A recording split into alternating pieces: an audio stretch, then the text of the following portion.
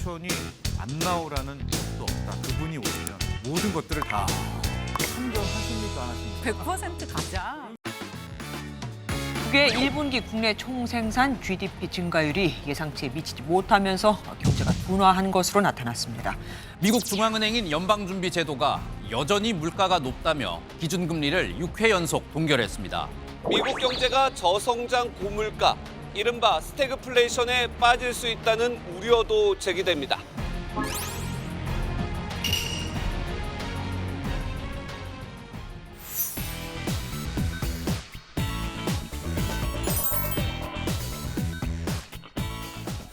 어서 오세요. 네, 안녕하십니까? 예, 안녕하세요. 네, 안녕하세요. 반갑습니다. 반갑습니다. 네. 근데 최근에 나온 경제 지표 보니까요, 평론가님. 1분기 성장률 보니까 예상과는 또 전혀 달랐다는 평가가 있어요. 어떻게 보셨어요? 그리고 실적할 때 어닝 서프라이즈, 어닝 쇼크 이런 표현을 쓰는데요. 이번에 나왔던 성장률은 그야말로 성장률 쇼크였다. 이런 표현을 쓸 만한 것 같아요.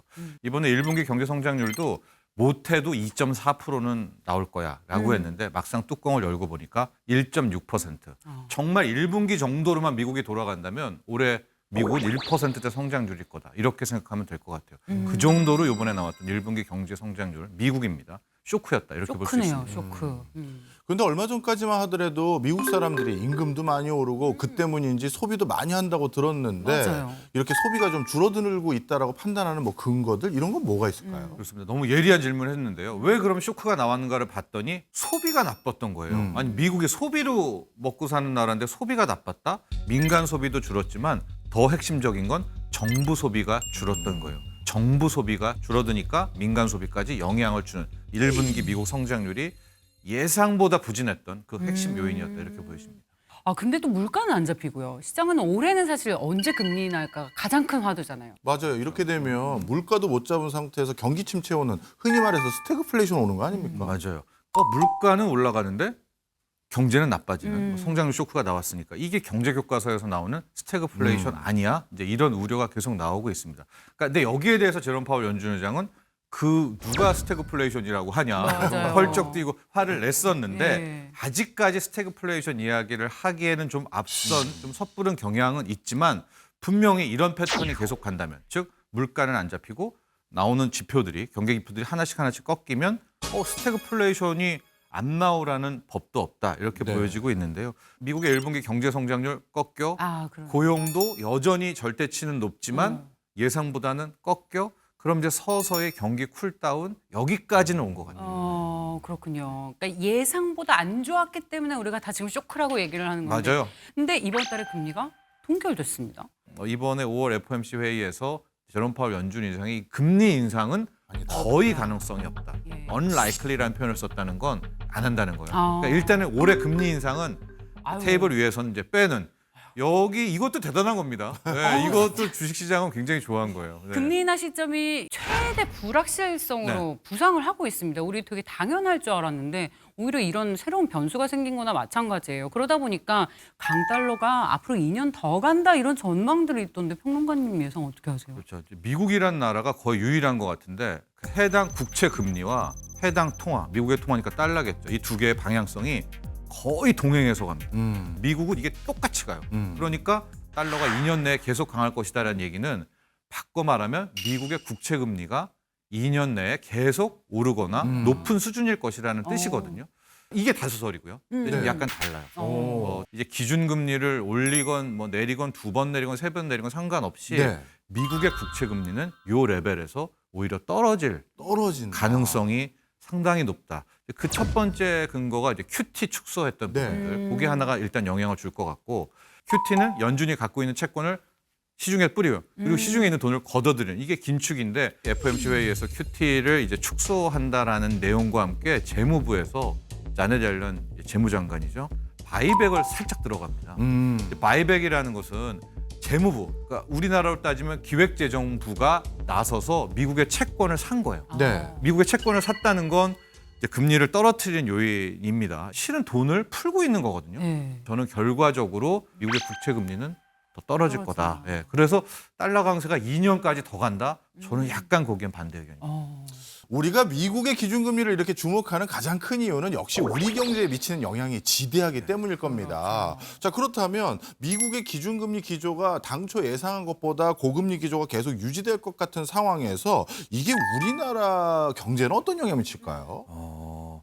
한국은행이 기준금리를 결정하잖아요. 예. 그럼 한국은행은 우리나라의 최고니까 우리나라에 있는 국고채라든가 우리나라의 회사채라든가 우리의 채권금리는 한국은행한테 더 의존을 해야 되잖아요. 근데 최근 1년 반, 2년은 미국의 국채금리와 상관계수 훨씬 높아요. 예. 그러니까 극단적으로 한국은행이 오늘 금리를 내렸어요. 네. 그래도 내 대출금 금리가 안 내릴 수 있습니다. 아. 미국의 국채금리가 오른다면. 예. 네, 늘 그랬던 건 아닌데 최근 2년 내에는 미국의 국채금리가 오히려 나의 대출금 금리를 더 리드하는. 네. 근데 미국의 대출금 금리는 뭘 따라하냐? 연준이 뭐 올릴 것이나 낼 거냐 일단은 굉장히 영향을 많이 받거든요. 그렇겠죠. 그 외의 영향도 있지만 이제 그래서 그렇게 미치는 영향이 크다 이해하시면 될 것 같아요. 네, 경제 뉴스 계속 봐야 돼요. 그래서 근데 그동안 계속 또 내수가 안 좋다, 대표적으로 건설 경기 안 좋다. 한은에서는 PF 부실에 대한 우려를 직접 언급한 만큼 금리 인하 가능성까지 한국은행 금통위에서 제시를 했는데 가능성이 얼마나 있다고 보세요? 현재 없다고 봅니다. 네.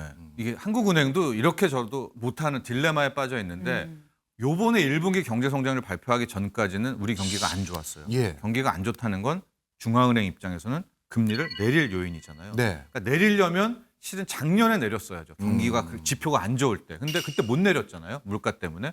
근데 막상 올해 1분기 됐다 보니까 한국의 경제 성장률이 좋아졌어요. 어닝 서프라이즈가 나온 거예요. 성장률 서프라이즈가 1.3%가 이렇게 나와 버렸으니까 더 한국은행은 뻘쭘해졌죠. 왜냐하면 경기가 좋은데 금리를 내려 이거는 안 맞는 거고요. 물론 이제 물가가 가장 최근 지표가 2.9%가 찍히기는 했지만 저는 지금의 우리 물가도 이거 약간 조작된 물가? 왜냐하면 공공요금도 안 올리고 네. 뭐 이런 요인들이 좀 있었기 때문에 저는 한국은행의 금리 인하는 힘들다 하고 그것도 미국이 인하해야 인하하기 때문에 네. 이러지도 저러지도 못하는 한국은행이 뭐 될 가능성이 높다 이렇게. 네.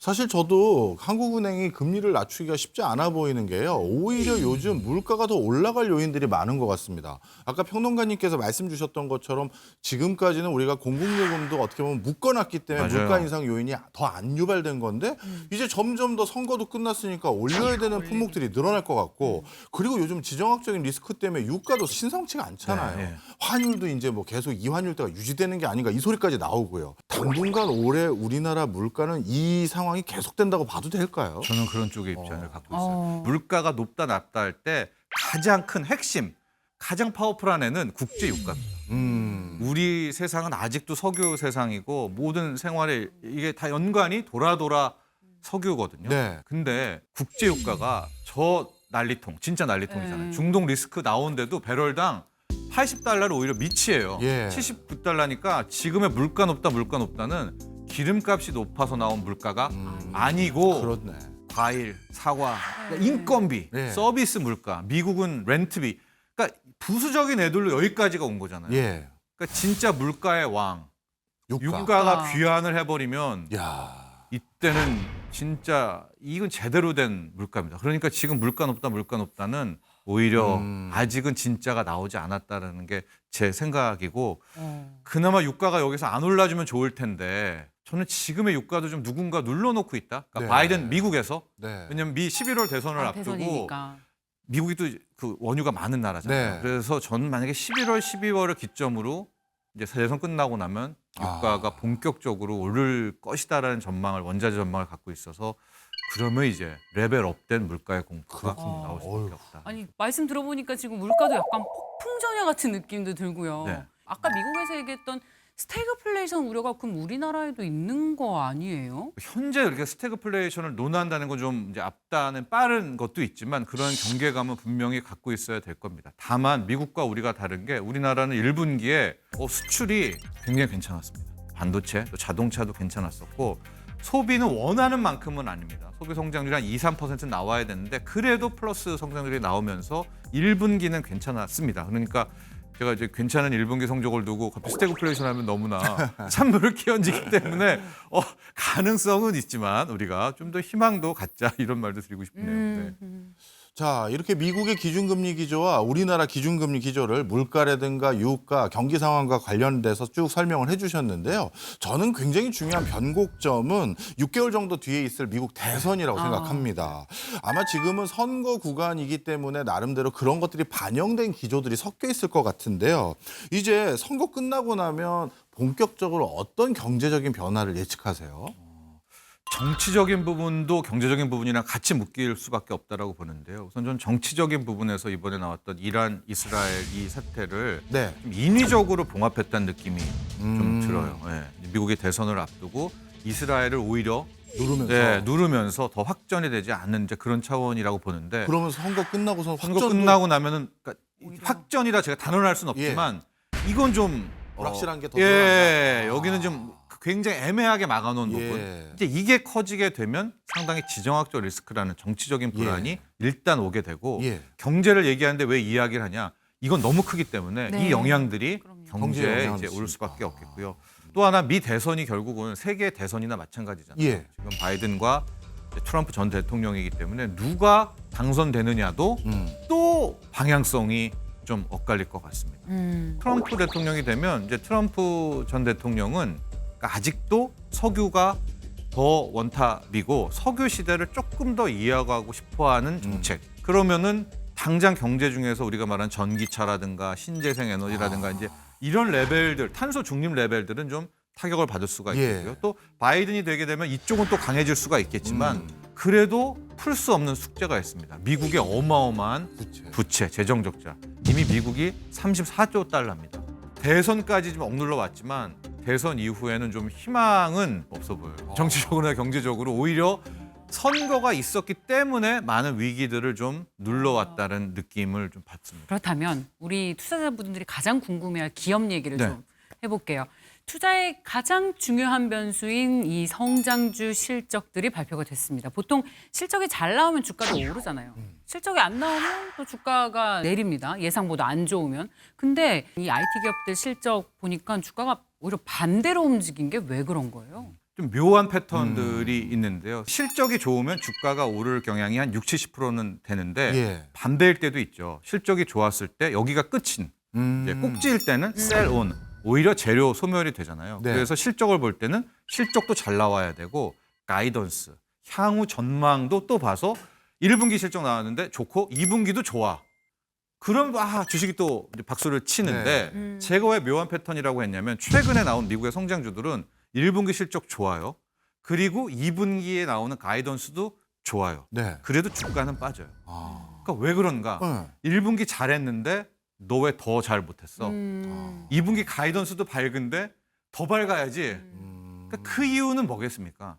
이미 그 주가를 다 끌어온 거예요. 영끌에서 이미 높아 있는 상태이기 때문에 미국의 기업 실적들을 보게 되면 더 잘해야 돼. 더더를 이야기하는 이게 지금 새롭게 미국의 성장주를 바라보는 주가 패턴이기 때문에 여기 1분기 실적의 끝판왕은 누구냐? 엔비디아입니다. 5월 22일 맞아요. 빨갛게 동그라미를 쳐야 되고 어떻게 엔비디아의 해? 1분기 실적 좋아요. 2분기 가이던스도 좋죠. 왜냐하면 지금 그 안 좋을 수 없죠. 엔비디아의 칩 살려고 막 다 줄 서고 솔드아웃 됐잖아요. 근데 시장이 과연 엔비디아를 만족할까? 어떻게 할 것인가? 이걸로 안 돼, 너 할 건가? 이 정도면은 박수치는. 그러니까 마지막 대장이 5월 22일 엔비디아이기 때문에 여기는 좀 많이 엇갈리고 애매할 것 같아요. 왜냐하면 이건 우리가 못 경험했던 영역이기 때문에 확실한 것은 실적이라든가 향후 가이던스는 좋게 나올 거다. 5월 22일 이 슈퍼데이를 앞두고 우리 반도체주, 그러니까 AI 관련 반도체 주가는 그럼 어떻게 될까요? AI 반도체주도 저는 같이 불확실성 영역으로 들어간다고 보는데 지금 우리는 AI 혁명 시대에 살고 있고요. 전 세계 주식시장의 빅테마는 AI가 맞거든요. 근데 누누이 말씀드리지만 AI의 그 빅테마가 AI 반도체가 끝은 아니거든요. AI 반도체가 전기 먹는 하마잖아요. 그러면서 두 번째 시세가 어디로 옮겨갔냐면 그럼 전력 중요하겠네. 전력 인프라들이 우리 국내에서 시세가 전 세계에서 시세가 났어요. 그다음 테마는 뭘까? 저는 저장 장치라고 보거든요. ESS. 우리 에너지 스토리지 시스템이라고 해서 태양광이나 신재생을 갖다가 이제 보관해 놓는 거죠. 저장을 했다가 필요할 때 공급해주는. 근데 ES 테마가 AI 테마가 아니냐? 맞아요. 네. 왜냐하면 모든 시작은 AI AI 서 반도체가 왔으니까. 전기 먹는 하마라는 거기서부터 시작이 됐기 때문에 그래서 저는 ES 테마도 남아 있고 더 근원으로 가면 전력이겠죠. 그게 여기까지가 저는 다 AI 혁명에 나온 테마라고 보고 있기 때문에 AI가 뭐 거품이야 아니야? 이게 되게 웃긴 질문인 게 거품이 될 수가 없죠. 지금 AI인데. 이미 쓰고 있어요. 그런데 그 중에 AI 반도체가 시세가 먼저 나온 거고 하나가 다 AI로 가야 되고요. 자율주행이라는 것도 한번 볼게요. 자율주행도 AI입니다. 그렇네요. 예. 테슬라의 시스템은 카메라에서 센싱을 해서 이제 그걸 슈퍼컴퓨터가 해석을 하는 이거 AI거든요. 네. 그러니까 이거 자율주행이 떠요. 그러면은 AI 테마 끝나고 자율주행이 뜬다? 아니죠.